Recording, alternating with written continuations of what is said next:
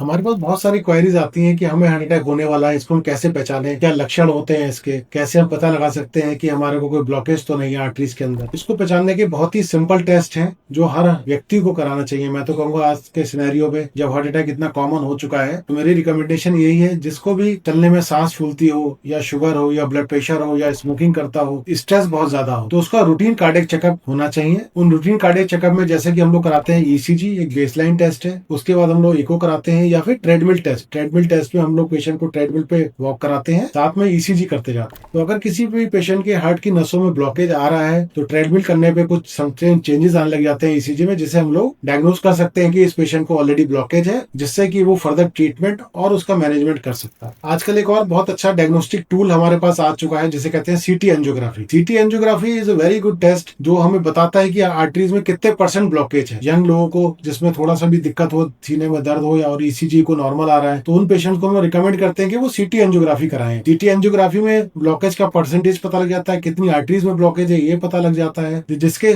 हम लोग early diagnosis बना के उसको ब्लॉकेज को बढ़ने से रोक सकते हैं और अर्ली ब्लॉकेज का ही ट्रीटमेंट करके हम उसको हार्ट अटैक के रिस्क से बचा सकते हैं। तो मेरा ये कहना होगा सबसे कि अपना रूटीन कार्डियक चेकअप, जिसमें सबसे पहले ईसीजी, इको, टीएमटी, और अगर आपका डॉक्टर एडवाइस करे तो सीटी एंजियोग्राफी कराएं। और अगर इन किसी भी प्रॉब्लम आ रही है तो हम लोग अपना एंजियोग्राफी करके देखें कि उसमें ब्लॉकेज ज्यादा है तो एंजियोप्लास्टी करनी है या हमें मेडिकल ट्रीटमेंट करना है। तो कार्डियक का रूटीन स्क्रीनिंग टेस्ट बहुत ही अच्छे टेस्ट होते हैं जिससे हम लोग सारी डायग्नोसिस अर्ली कर सकते हैं। ऐसे ही हम लोग ब्लड टेस्ट में लिपिड प्रोफाइल कराते हैं, जैसे कोलेस्ट्रॉल, हम लोग ब्लड कोलेस्ट्रॉल चेक करते हैं, जिसमें अगर कोलेस्ट्रॉल जिनका बढ़ा हुआ होता है उनको हार्ट अटैक में फ्यूचर पे आने के चांसेस बहुत ज्यादा होते हैं। तो मैं ये रिकमेंड करूंगा कि रूटीन स्क्रीनिंग टेस्ट अपना साल 2 साल में एक बार जरूर कराएं। और स्पेशली वो लोग जो हैवी स्मोकर्स हैं या शुगर के पेशेंट्स हैं या जिनके फैमिली में हिस्ट्री है, जिनके मदर फादर को हार्ट की प्रॉब्लम हो चुकी है या जिनके स्ट्रेस लेवल्स बहुत ज्यादा है, तो या जिनके चलने में सांस फूलती है, उनको अपने रूटीन कार्डियक चेकअप एनुअली अगर वो कराते रहेंगे तो मेरा पूरा ये विश्वास है कि हार्ट अटैक पड़ने की चांसेस उनको बहुत ही कम हो जाएंगे। और हम लोग अर्ली स्टेज में अगर हम लोग इसको डिटेक्ट कर पाए तो वो आगे फ्यूचर में उनकी